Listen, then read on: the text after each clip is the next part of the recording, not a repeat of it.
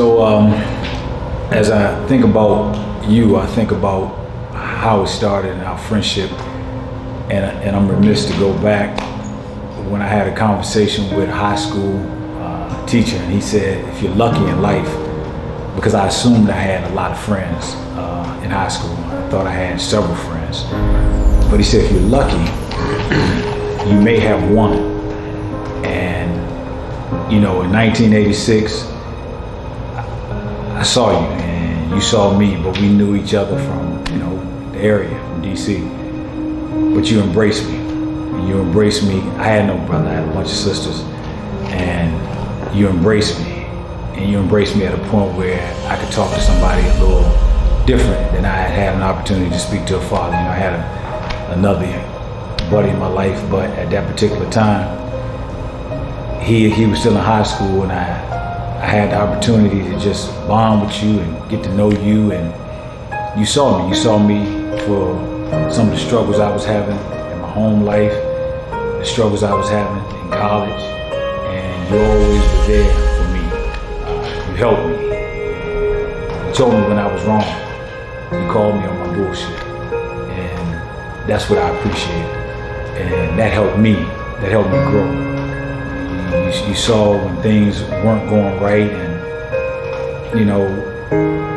it's tough being checked when you're a young man because you don't know how things going to materialize, how it's going to all work out. But you did that, and as we got older, we got families and things of that nature. We just continued our bond, and it continued to grow. And then as the situation that caused you to be indicted happened, it was after a tough time in my life, but when it hit you, it hurt. It hurt me a lot because you were afraid. And when you was afraid, it got to the place where I was worried. I was worried how my man was going to be. How it was going to be for me, to rap to, and shit going to change. You kept being encouraging. You kept on trying to encourage me as well as I was trying to encourage you. But at the same time, it just didn't feel good during that time because I knew you had been hit. And I knew what Donovan has always meant to you, but when you got hit, it hit us. It hit our friendship. So we didn't know how this shit was going to end. We didn't know if it was going to make sense. We didn't know if we was going to survive through it. We didn't know a whole lot. But you were going into some space that I hadn't ventured into, and it was scary. Every aspect of it was scary. And then I think about, when it was time for us to take a ride, and it was time for us to take that ride where you had to self-surrender. We started the ride as we always do, joking, having fun, you, me, Eric, riding down, and we have, everything cool. I never realized until you told me later what was on your mind the entire time while we trying to laugh and trying to keep you upbeat. All of that changed, champ, as we started getting closer. And, I'm riding with my buddy, and I'm trying to take him to a spot where he ain't gonna be able to get in his car and ride back. So that was tough, cause you're my friend.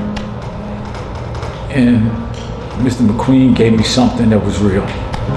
He said, in life, and I'll reiterate, you're lucky if you have one friend. I got a friend. I got two, but I'm lucky and I'm blessed to have your friendship. But that hit, I didn't know how to receive it. I didn't even know if I was everything I wanted to be for you while you were inside. But I was consistent. And the friendship always remained the consistency, throughout. It's so many ways, Ed, in which I like to, to thank you for being a friend that you've been. But it was troubling. Can we stop for a minute? So I think about what your friendship means to me, it mean what it always meant. I try to nurture it by always being there for my friend. Because in turn, I think back to that bad day that I had. I looked over my shoulder, there you were. And be it my children, my ups, my downs, you've been there. And when you came home and some of the doors was not opening, you couldn't find the jobs that you wanted, the frustration was all on you. I was there with you, man. I was there with you in each one of those holes because I knew how much you was beating your head and trying to stand up. And they kept saying no. No, because at that particular time they wanted to label you as a felon. But you kept on pushing. You kept on grinding. You always talked about your devotion to your family. And I always listened. I always admired your relationship with your parents. But then when you stepped up, man, you stepped up big for D, man. You stepped up big. And you did what you were supposed to as a father. And I couldn't be happier for you, man. I mean, the transition, as we evolve, and we just keep checking each other on our BS, trying to get somewhere, trying to make it make some sense. And I look at you right now, and the fact that we even having this conversation, it's still happening, man. The growth, the maturation, and to see the beauty of Donovan is beautiful, man. So I can't be happier for you as my friend to see the evolution and what it is that our Creator has in store for us, man. So I'm happy for you, champ. Love you. Love you too. 30 plus years. No doubt.